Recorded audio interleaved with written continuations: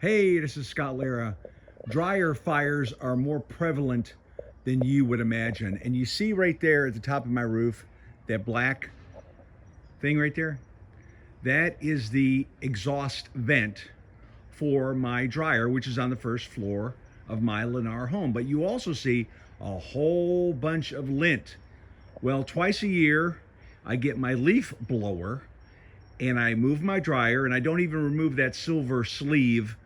I just put the leaf blower nozzle in that silver sleeve, and I wrap a towel around it, just like when your AC drain, where your AC is, you just wrap that towel around your wet dry vac so you get good suction. And so you do the same thing. You wrap your towel around the connection there so you have good airflow actually.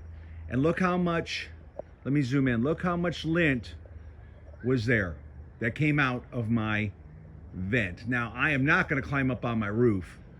I don't like doing that, but look at that right there.